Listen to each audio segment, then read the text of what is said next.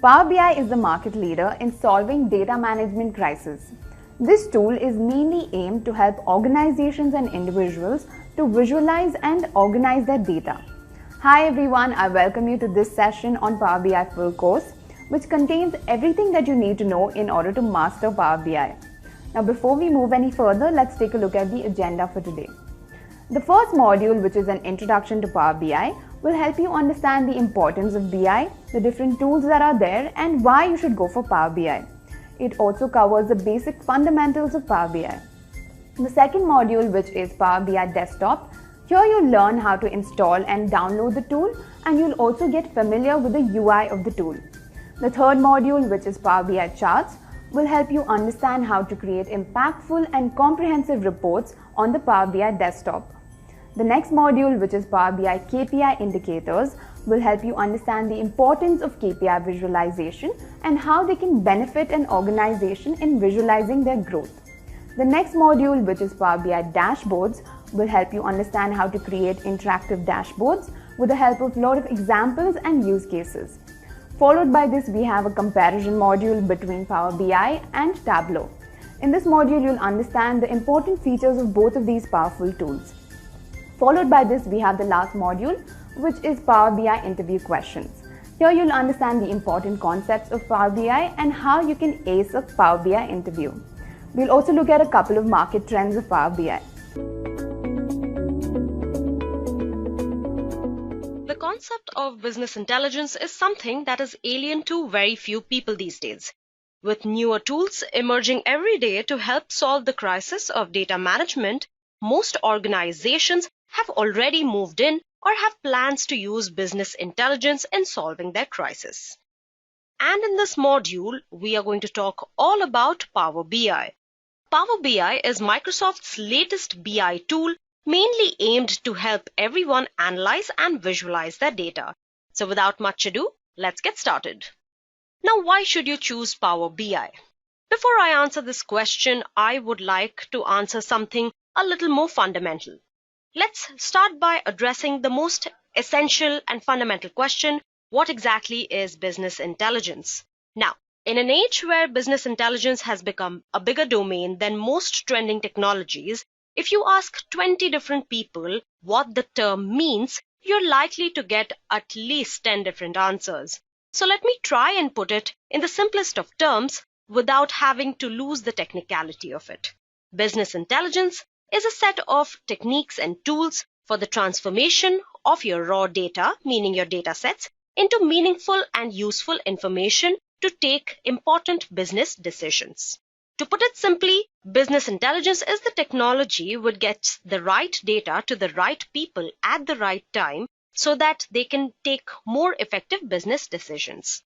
Over the years, the process of business intelligence has grown and adapted to help solve almost all the challenges while dealing with data by involving newer tools and techniques.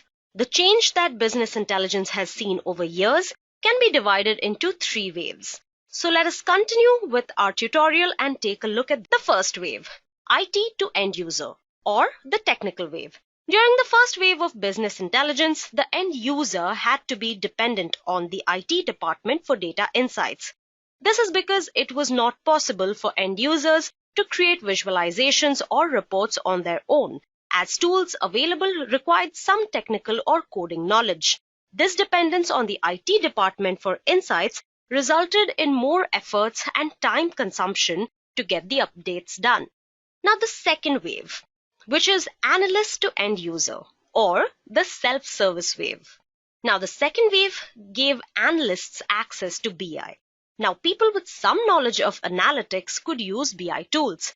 This meant more teams had the access to BI and more people could have better data insights. This eased the role of the IT teams. And finally, the third wave, which meant everyone, which means the power lied in the hands of the end user. The third wave made it easier to access data and create reports and visuals to get better business insights. The introduction of tools like Power BI, Tableau, ClickView, and Spotfire made this transition easy. Now, anybody who had a basic understanding of data could create reports to build intuitive and shareable dashboards. This was about the three waves of BI. And in the third view came a very important aspect: data visualization. Now, data visualization is nothing but the pictorial or graphical representation of information or data. It provides insights into complex data sets by communicating the key aspects in a more intuitive and meaningful way. Data visualization lies at the intersection of design, communication, and information service. Even though your data visualization has been termed as the key skill for research in the 21st century, it goes way, way back. It existed in the late 18th century and can be traced back to when William Playfair invented the geometrical charts. His bar charts were used to represent Scotland's imports and exports of 17 countries in 1781. These bar charts constituted a pure solution to the problem of discrete quantitative comparison. Now, obviously, we have grown to learn about more and more charts as the years pass by. We also have a few hybrid charts to make our jobs easier and our calculations more granular. The way our human brain processes the information is easier to use images, charts, and graphs to understand and visualize large amounts of complex data than going through tons and tons of spreadsheets on reports. Take the quote, "An image is worth 1,000 words," for example.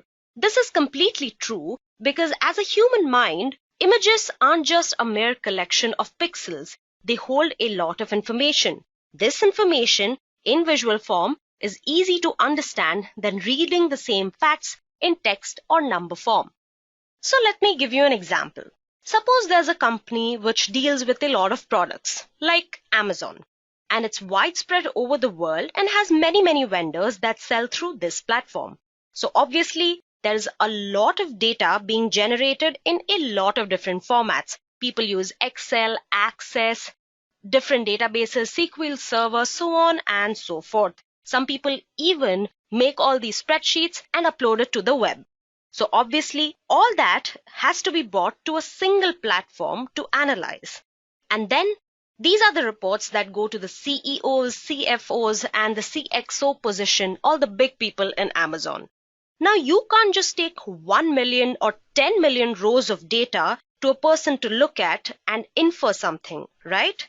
You need them to know what's going on. What is going on inside the company? How is the market outside of the company? And this cannot be done with hundreds and thousands of numbers. This is where data visualization comes into picture. It's about giving them an idea of what's going on inside their company in different departments without having to look at tons and tons of numbers. Well-designed graphics have the power to put this complicated data into simple pictures. And this is where modern BI wins.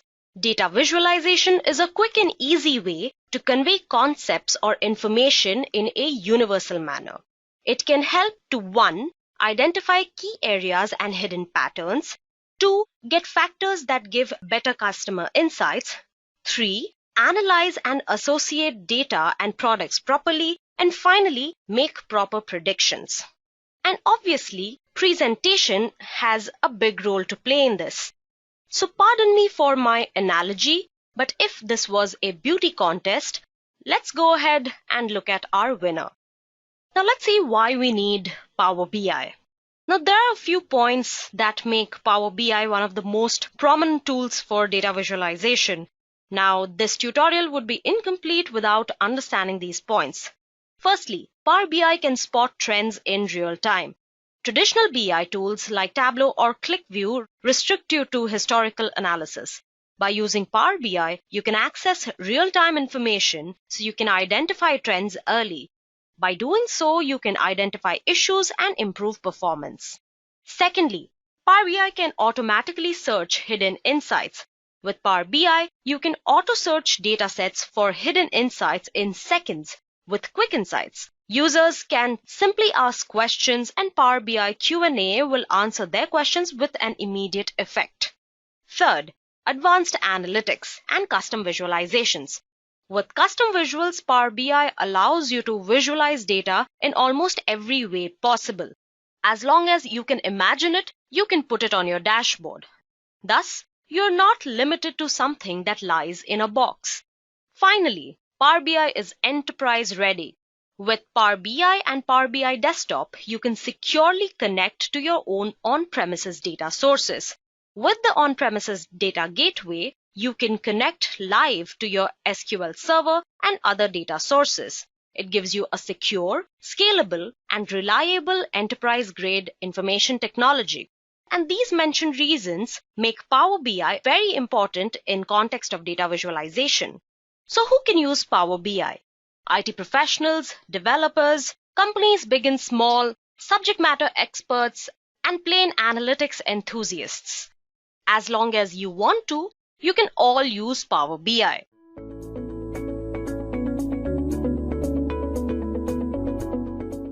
Now let's continue to understand this by knowing what is Power BI.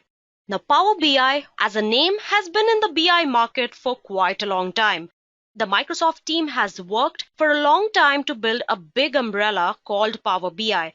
And this umbrella is a combination of strong visualization, data analysis, data sharing, aggregating, and cloud integration. To define it, Power BI is a business analytics service provided by Microsoft. It provides interactive visualization with self-service business intelligence capabilities where end users can create reports and dashboards by themselves without having to depend on information technology staff or database administrators. It also gives you cloud-based BI services known as Power BI services, along with a desktop-based inference called Power BI Desktop. It offers data warehouse capabilities using data prep, data discovery, and interactive dashboards. In March of 2016, Microsoft released an additional service called Power BI Embedded on its Azure cloud platform, which enables the user to analyze data easily and perform various ETL operations and deliver reports with Power BI. The Power BI gateways let you connect with Access, Excel, SQL Server databases, analytics services, and many other sources to your dashboard in Power BI. And reporting portals embed Power BI reports and dashboards to give you a unified experience. What you see on your screens right now shows Power BI's general workflow. You have thousands of data sources which are being connected to Power BI Desktop, which then can be published into the service and gives you an option of connecting your organizational data live through your Power BI gateways. In the end, this can all be accessed through your tablets, laptops, and cell phones with you, your colleagues, and everybody involved in your business decision. Now that you understand what Power BI is, let's go ahead and look at a few of its benefits and why are we using this. Firstly, it has pre-built dashboards and reports for popular software as a service solutions. Power BI helps you create powerful visualizations in the form of dashboards and reports, and you can do them without any technical knowledge at all. All you need to do is have a little bit of analytical sense, and you can use this service to your advantage. Next, it has real-time dashboard updates. As I had mentioned before, Power BI works real-time and it can forecast trends in the coming few years as well. Third, secure live connection to your data sources on premises and in the cloud. Through the Power BI gateway, you can establish connections that are secure and your organizational data can be connected to live every time that you want to. The best part about this is it is scalable and very, very secure. Fourth, Power BI also provides you intuitive data exploration using natural language query. You do not have to know the query language to explore your data in Power BI. Just using your everyday English or your natural language, data exploration can be made possible. Fifth, integration with familiar Microsoft products to utilize commitment for scale. Power BI can integrate with a number of sources and a number of Microsoft products, which makes it highly scalable compared to other BI tools. And finally, immediate deployment. Power BI is known for its quick deployment which makes your job quick as well as easy when you have to take critical business decisions. And that was all about Power BI. In the section ahead, we are going to discuss a few components of Power BI. Now, Power BI has a few components. You have Power Query, Power Pivot, Power View, Power Map, Data Catalog, Data Management Gateway, Power BI Q&A, and Service. Starting up, we have Power Query. Now, this is a component which can be used to search and access and transform public and internal data sources. It is the Microsoft's data connectivity and data preparation technology, which enables business users to seamlessly access data stored in hundreds of data sources and reshape it to fit their needs with an easy-to-use, engaging, and no-code user experience. Next, we have Power Pivot. Now, you can use this for data modeling, for in-memory analytics. It extends a local instance of Microsoft Analysis Services Tabular that is embedded directly into your workbook. It enables you to import millions of rows of data from multiple data sources into a single Power BI workbook.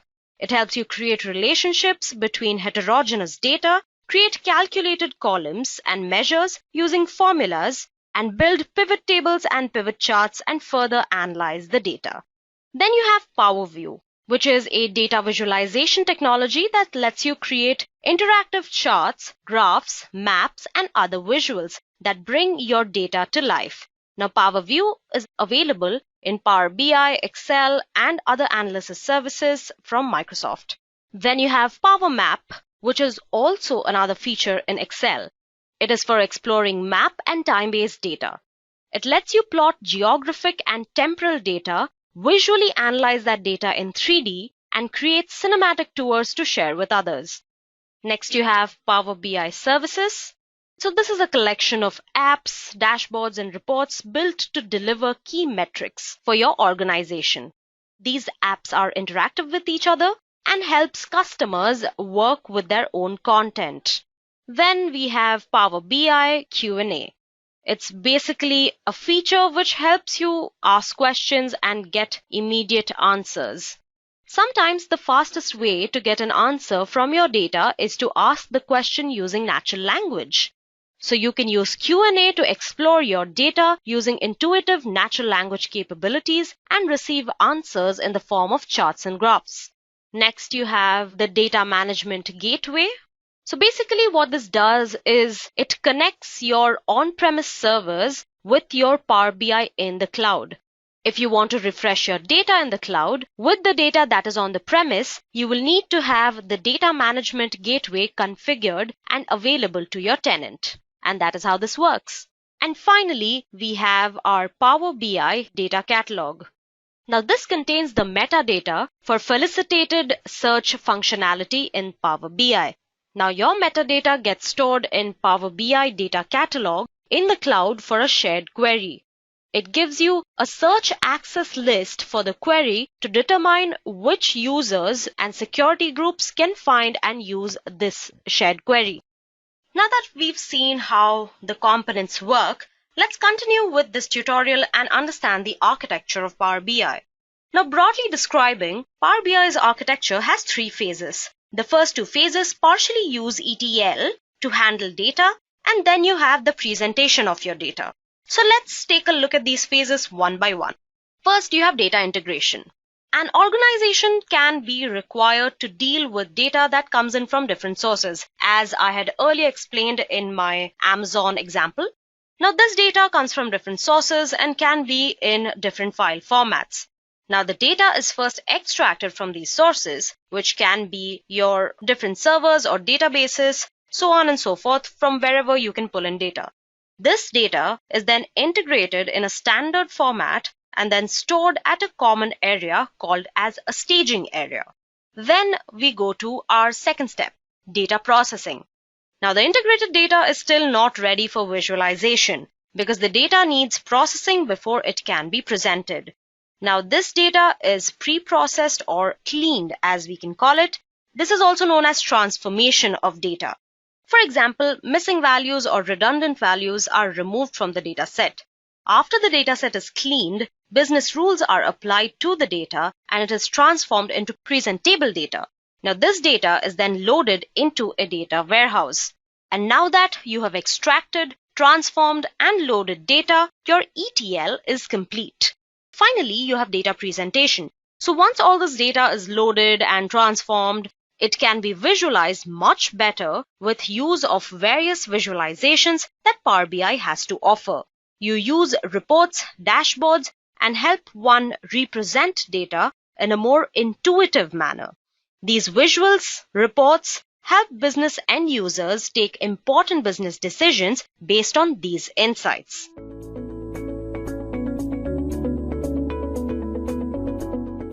With that, let's move on to the building blocks of Power BI, where we can talk a little more about these insights. Now, everything you do in Power BI can be broken down into the following building blocks.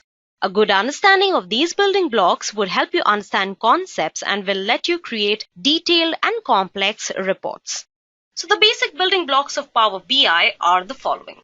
You have visualizations, data sets, reports, dashboards, and tiles. First up, you have a visualization. A visual representation in the form of graphs and charts and maps of a data is called visualization. For example, a chart or a graph can be used to represent data visually. Power BI gives you different visualization types which keep getting updated with time. Now, some of the commonly used visualizations are map representation, card visualization, stacked area chart, tree map, and pie chart. Now, these visualizations can be simple or complex. However, visualizations aim at presenting data in such a way that it gives you more insight in the context, which is otherwise difficult to discern from simple data files. Next, we have datasets. Now, we know that a dataset is nothing but a collection of data or information in the form of spreadsheets. Now, Power BI can harness this data to create visualizations. It can be a simple data set or a combination of many different sources which can be filtered and combined to provide a different data set altogether. For example, you can pull together data from many different sources like a different database fields, an Excel table, and online results of some email campaign to create your data set. Having said that, you may want to filter your data before you bring it into Power BI. Filtering lets you focus on the data that actually matters. With your dataset ready, you are now free to create visualizations and display different portions of the data that's set in different ways. And with this, you gain insights. Next, you have reports. Now, a collection of visualizations that appear together on one or more pages is a report in Power BI. In a collection of items, these reports combine to form a workbook and are all related to each other. You can create visualizations on multiple different pages if necessary and arrange them in a way that best suits your interest. What you see on your screen is the image of a sample report. Next, you have dashboards. Now, Power BI dashboard is a single page interface. It is often called a canvas that uses visualizations to tell a story. Now, a lot of you might be confused within the difference between a report and a dashboard. Now, this is because it is limited to one page. A well-designed dashboard contains only the most important elements of your story or your report. The visualizations you see on your dashboard are called tiles and are pinned to the dashboard from the reports. So, in a way, you can say that your dashboard is a compressed version of large reports that you are going to present. Now, because this is limited to just one page, a well-designed dashboard contains only the most important elements of that story. The visualizations you see on the dashboard are called tiles and are pinned to the dashboard from reports. In Power BI, a tile is a single visualization found in your report or on a dashboard. It's the rectangular box that contains each individual visual. Now, Power BI gives you the freedom to move or arrange tiles so you can present the data the way you want to. Even while you're creating a report or dashboard, you can make the tiles bigger, change their height or width, and snug them up to other tiles any way you want. So this was all about Power BI's building blocks.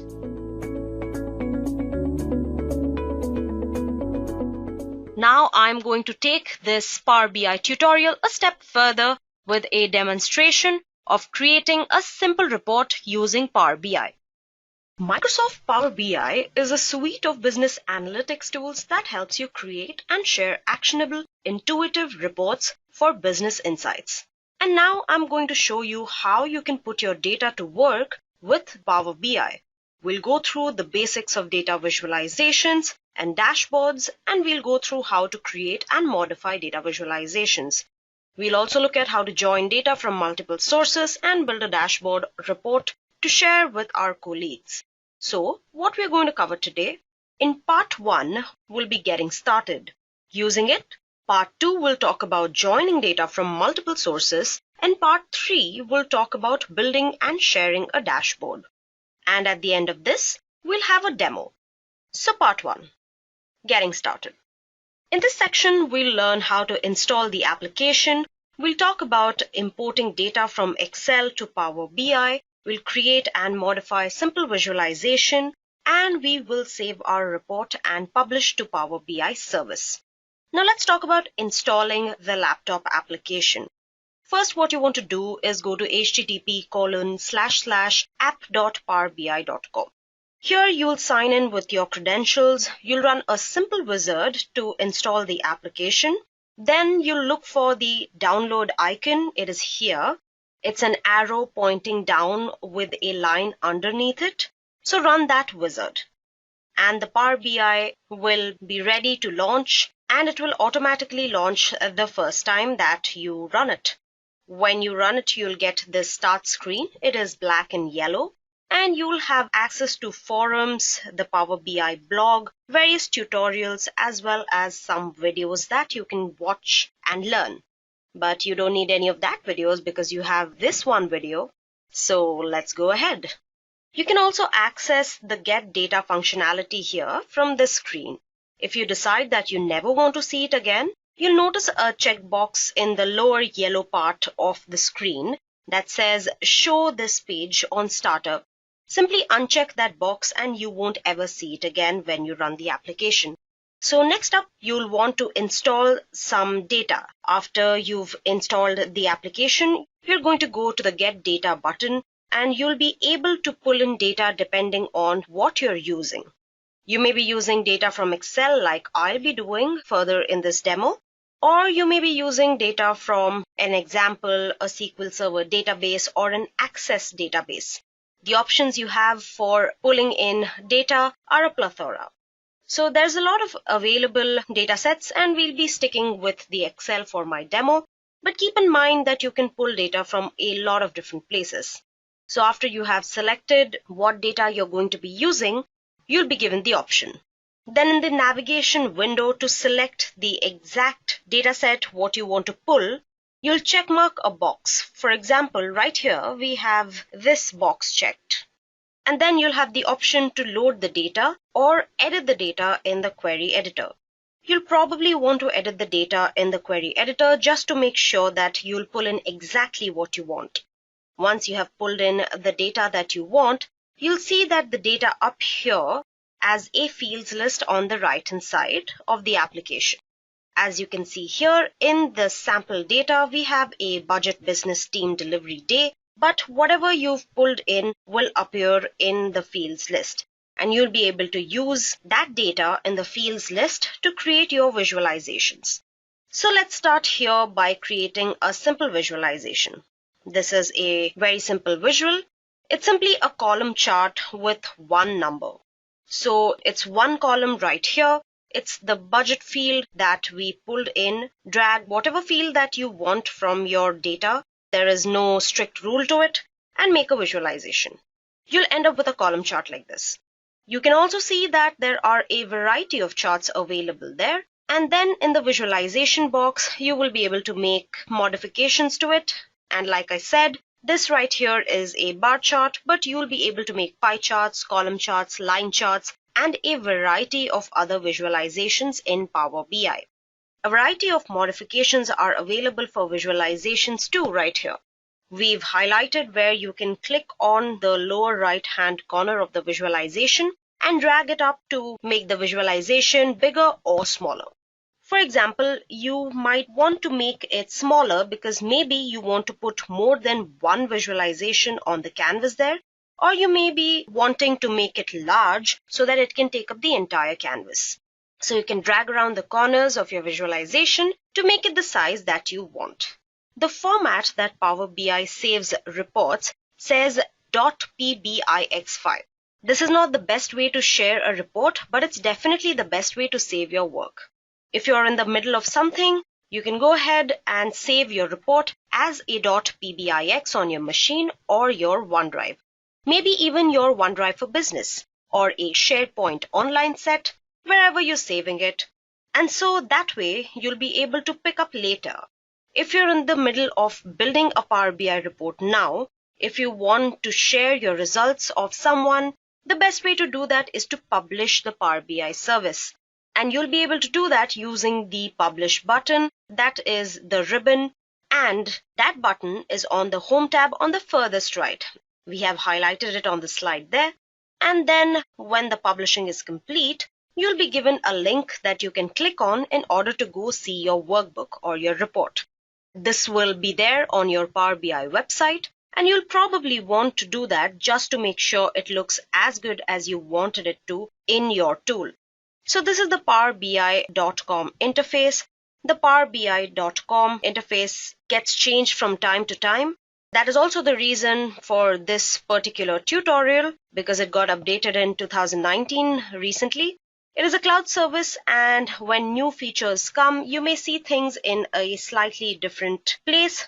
For example, the search bar here, I believe, is slightly different now, but the gist of it is what we want. And you'll be able to use that search bar once you've published a lot of reports and have a lot of data sets available on your workspace. You'll be able to find them easily using the search bar.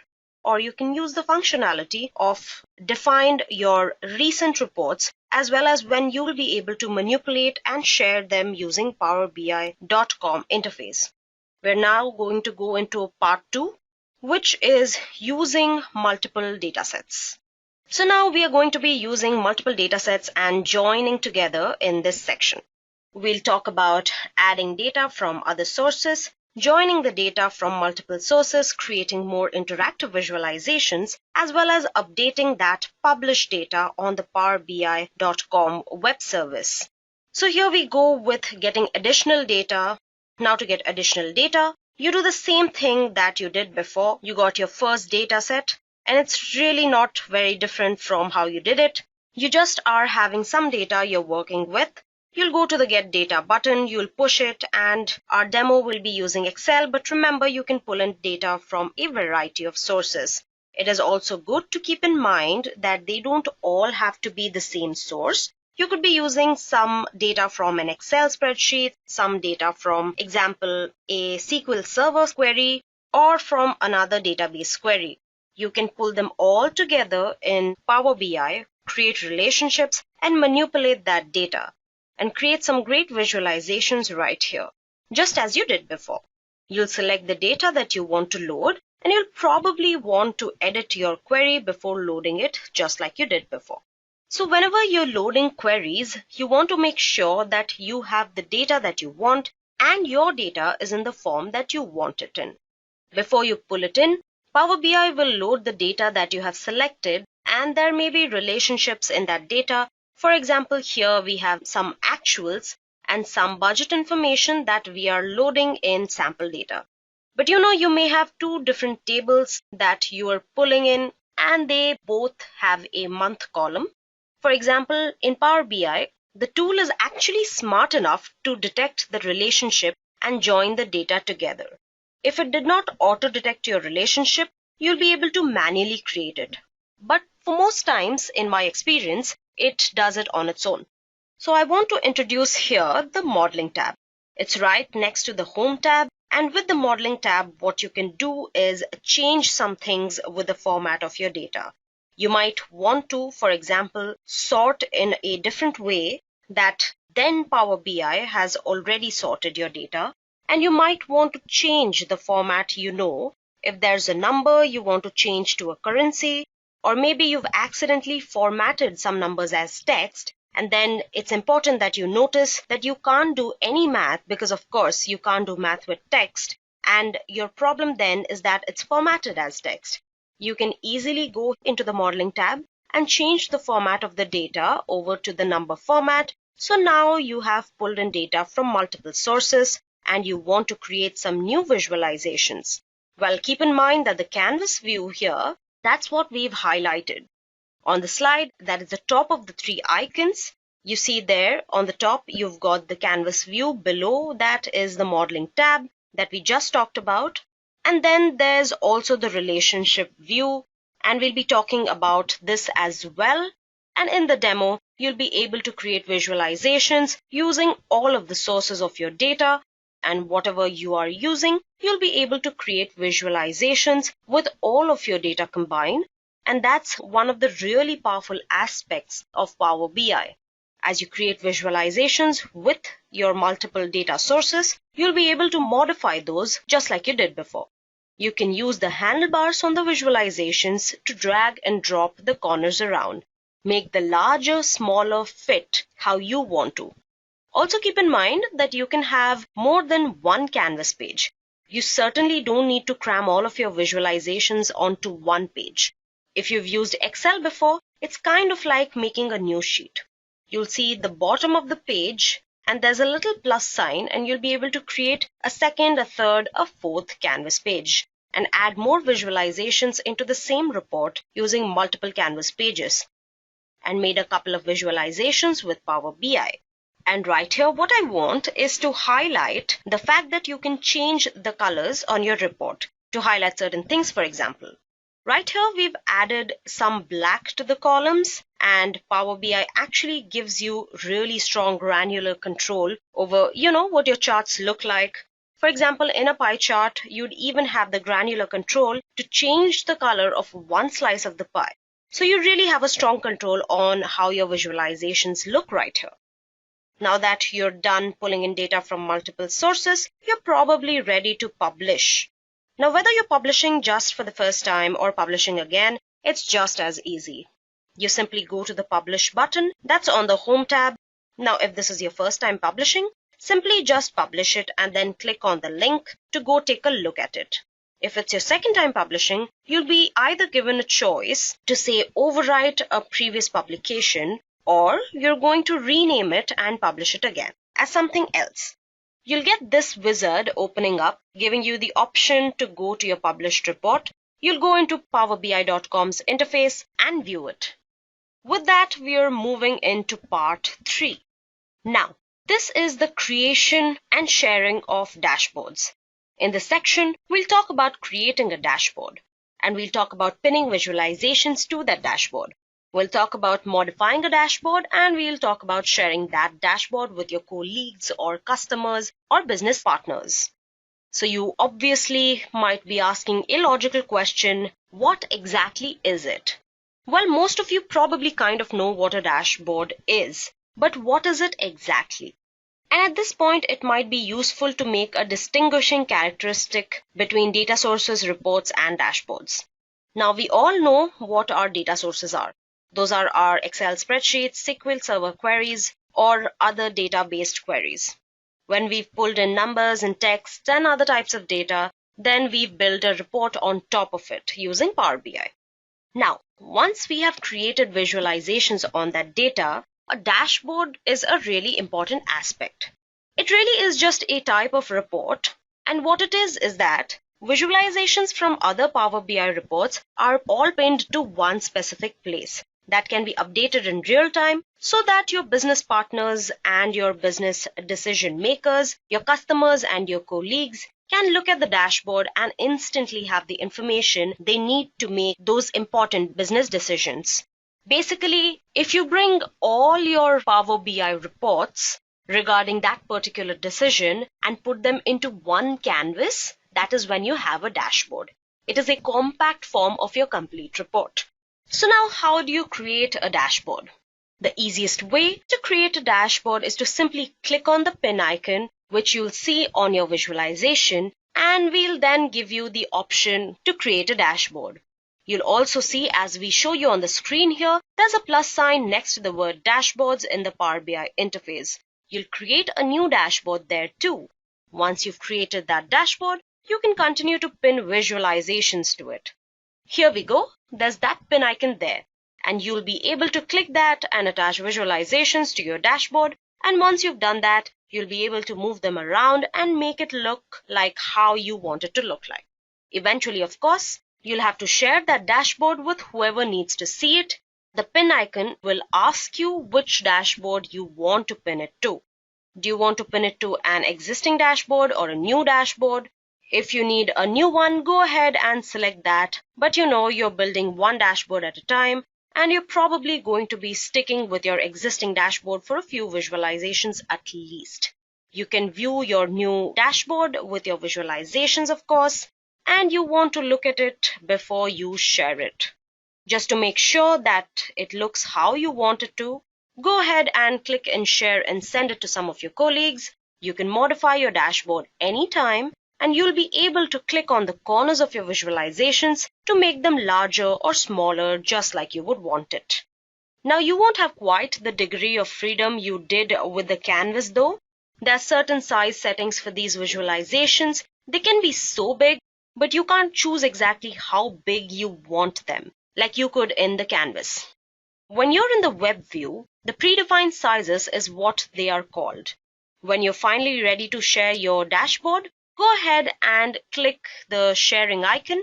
So you'll type in the names or email addresses of the people you want to share it with. If you're dealing with a circumstance where you've got an internal and the global address list, you'll be able to simply type names from that. Or if you're sharing externally, you may need to use email addresses, and you'll type those in and go ahead and click share. You'll notice you have some options here, and you can allow the recipients also to share your dashboard. And generally, you do want to send an email notification when you share something with them. So then they'll know that it's shared with them and they'll be able to go access it. There's an option you can check as well. You can also share your dashboard once again by simply copying and pasting the URL. Once you've clicked that share button and added the person's email address or their name and shared it with them, even if they lose the link or they forget about it, they will never have to go through that process again. You'll actually just be able to copy that URL and paste it, and they can view your dashboard. Apart from that, there is also a QR code generated for every report for the very same purpose.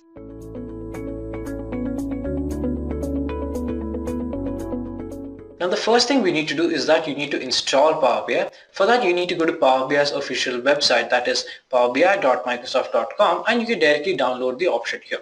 Let me show you how it's done. So here you have the option of Power BI desktop. So first what we need to do is that we need to create our reports, then we'll go on to create a final dashboard which has all these insights. So what we'll do is we'll be creating a report for each of the insights in the Power BI desktop. So here just click on download option and it'll automatically initiate the download. So once you've downloaded this file, okay, then you need to install it. It's a very easy installation step. So this is what your Power BI would look like when you've launched it. So one thing I would recommend is that you sign in. If you've not created a sign in, then definitely make sure that you create a sign in on Power BI desktop. So once you've successfully logged in, you get this notification here of your username as well. So let me just give you a simple overview with respect to how Power BI works, and then we'll start with respect to our session. Now first you have a simple workspace. That is the first workspace that you're seeing is the report workspace. This is the workspace where you will be creating the different visuals as well as creating the different reports as well. Then you have the data workspace. So when you're loading a data, any data that you're working with can be viewed here. All the modifications that you want to perform with respect to the data can be done here. And finally you have the relational workspace. Now the relational workspace is one of the useful workspace when you're working with multiple tables. Now this helps you establish as well as manage the different relationships between the multiple tables as well.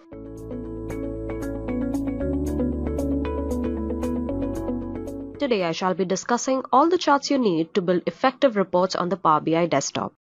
This session will take you through the various Power BI desktop charts and most importantly, when is it more appropriate to use them. We'll be going in order with which these charts are present in the desktop app. So without any further ado, let's get started. So first of all, this is my dataset. I've already imported the objects into my model. I think I should explain where this dataset comes from because this looks pretty morbid with all the bombs and weapons. I assure you this is no real life data. So I hope most of you have heard of, if not played, the game of Counter-Strike Geo. For those who haven't, it's one of those first-person shooter games where you go around killing a bunch of your friends. It's great. Some good, clean fun, right? But the best part about it is that all the data you've generated on the game is available through an API. So I've acquired these datasets using various gamer tags, and it has an entire history of how many minutes I've played, what weapons I've been using, what maps I've been playing on, how many I've killed, how often I've been shot, all this great data. And I thought it'd make for a great demo. So let's start with the charts. So first of all, I'll be creating a basic bar graph or a column graph with this. For that, you can use any of these given stacked bar charts, column charts, any of these, which wouldn't really matter because we are just using one case. This is basically because I want to show you guys what you can do and how you can transform these charts into its most effective form. So let's take a column chart. Now I'll be using this other data set which I also got from the CSGO.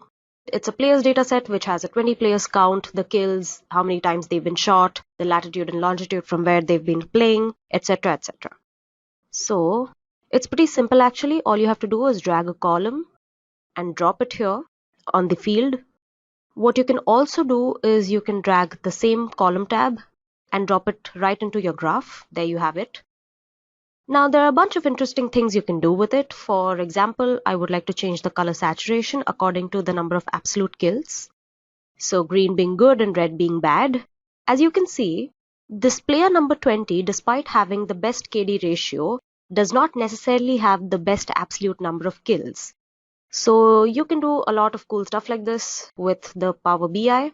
Let's move on to our basic stacked and clustered charts. Now this entire column gives you bar and column charts. Now they are of two types mainly. One is the stacked chart and one is the clustered chart. I'll be showing you the difference between the both. Now first of all, I'm taking the stacked chart. Here I'm taking a bar chart. As you can see, it's horizontal instead of vertical. On the axis, I'll be taking whether the bomb is planted or not. It's a common axis. So it's basically in a true and false situation. In the legend, I'll be taking the weapon type. So the legend is where you can specify and allot a color to each category. And in the value, I'll be obviously putting down a count. And there you have it. As you can see, the rifle has been used the most, immediately followed by the pistol. Now, if I had to represent the same data using a clustered chart, this is what it'll look like. I'll use a clustered column chart here. And I'll drag and drop the same data, which I did for the previous chart. So basically, you use both these charts when we compare different cases depending on the same two parameters. The stacked charts are where you compare things as parts of a whole, but a clustered chart is where you do the same thing but in separate bars. So with that, let's move on. Next, we have our line and area charts. So these are the charts which usually show growth, but you can also use an area chart to show volume in some cases. Here I'll be finding out the tick rate by plotting tick against the second. On the axis, we'll take the seconds tab, and in the values, we'll take the count of tick. So for those who have a doubt, tick rate is basically the number of times your game refreshes in a second. For people who do competitive gaming, a good tick rate would be 128. As we can see, if we calculate the slope of this graph, it's 128.48 right here. We can plot the same thing using an area graph.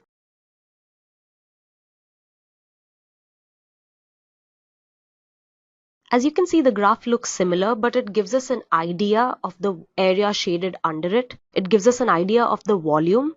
So with that, let's move on to our next chart. So here I'll be using a combination chart. As the name suggests, it's a combination between the bar chart and the line chart. And you can use it the same way as we did the previous charts. So on the shared axis, I'll be pulling down the players. On the column values, I'll be putting the KD ratio, or let's just put the absolute number of kills. And the line values, I'll be putting the KD ratio. As you can see, it's pretty similar to what we had inferred in our column chart. Another interesting chart here is the ribbon chart, which is like an area chart, but it shows data with respect to the maximum measure. So let's try that out as well. Now on this, I'll be plotting, let's say, the weapons used in the number of rounds. So let's bring the round to the common axis. We'll categorize the colors according to the weapon type, and then we'll bring the count of weapons to the values. See how intuitive this is, because when I just dragged the weapons value to the value field, but the count it's selected on its own. So there we have it. We have the combination chart as well as the ribbon chart. As you can see, as we had inferred before, the rifle has been used most. And by just touching on each of these colors or any part of the graph, you can find out the absolute information regarding the bar. Next up, we have another one of our very common charts. You've probably all seen this one before. It's a pie chart. It's a big circle cut into pieces. Can't really miss it. A donut chart is essentially the same thing, except for that it has a smaller circle cut out in the middle, turning the filled pie into a hollow donut. It's a visual preference mainly, but there is a key difference between both of them. Let's start with the pie chart. In the legend, I'll be putting the weapon, and in the values also I'll be putting the count of weapon. I'll be doing the same thing for a donut chart as well. Closer to make it look better. So now go ahead and look at the pie chart. Notice how you look at it. Chances are your eyes go straight to the center, at least at first. You view the pie chart in its entirety because pie charts are filled to the center. And here's a donut chart. Because donut charts are hollowed out, there is no central point to attract your attention. So where do your eyes go instead? If you're like most people, your eyes travel around the circumference of this donut chart. You judge each piece according to its length. As a result, you can also think of a donut chart as being a stacked bar graph which has been curled around itself. So essentially, we use donut charts for its readability and the pie charts for percentage breakdowns.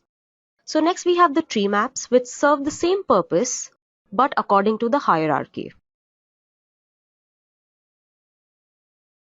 Let's plot the same thing. Let's just plot the weapon type. There we go. With that, let's move on to the maps on BI. Now we can be using a number of maps here. The filled maps here are where you can show data density on certain states. But we'll be using the regular map because we don't honestly have so much data. So we'll be plotting where the players come from, latitude at the latitude, longitude at the longitude. For that, you'll have to categorize the latitude and the longitude as latitude and longitude in the data view. So we can also do a bunch of other things with it, like we can change the size according to the count. We can change the size of the bubbles. As you can see, wherever there's a concentration of more players, you can see the bubble is larger. You can also change the color saturation.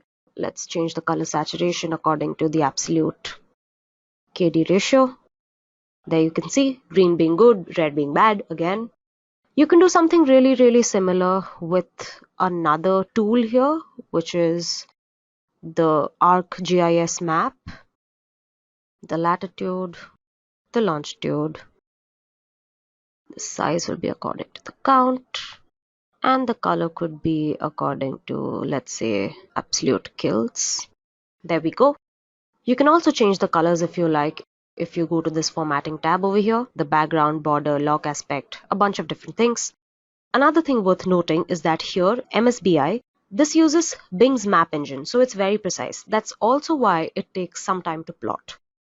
Next, we have funnel charts. So basically, this shows stages in progress. This is really cool.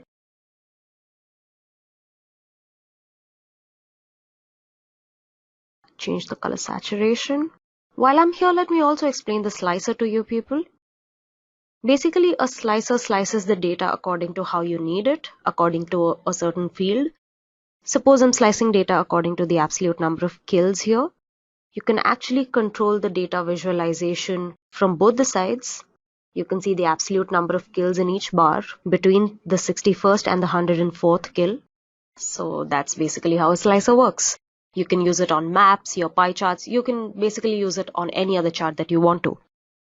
So now with the visualizations we've used so far, these have been visualizations which are used to compare values across different fields. But to create Power BI reports, sometimes you only want to show a single metric just so you can track as it changes over time. So here are a few different visuals that do it.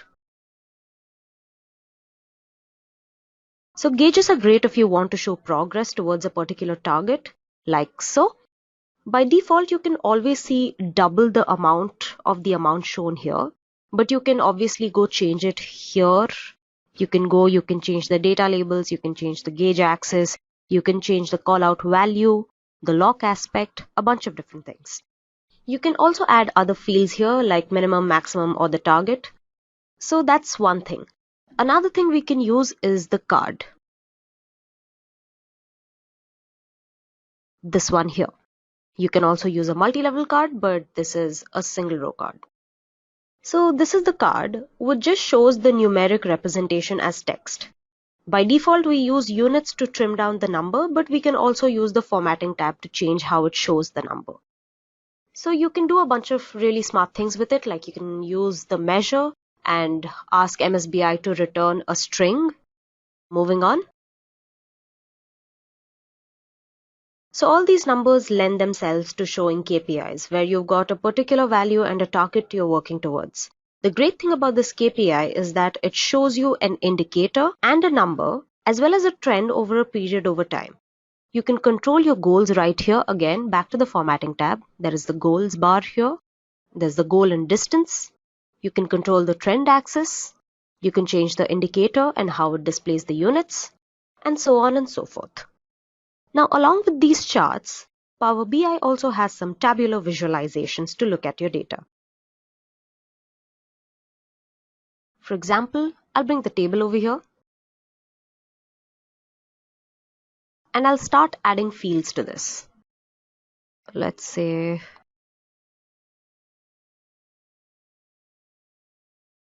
you can just go on adding tables that you want to.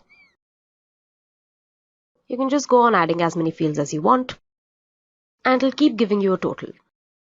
Similarly, you have the matrices here. Now, I'll be creating a very simple 2x2 matrix. Say the rows could be the weapons, and the columns could be the weapon types, and the values could be your count. A thing to notice here is when you add another field, you do not get repeated values. Hence, you get the absolute total from both sides. With that, we've got just one last visual left. I would only like to address this one as it deserves a session of its own. Now, if you're into data science, you might be familiar with something called the R. This is a really common application used to do deep analytics and statistics. It is also a great visualization platform. So MSBI allows us to integrate with R. So it basically means you can get your Power BI file over to R, get visuals to run, and bring it back to the desktop and use it like any other chart.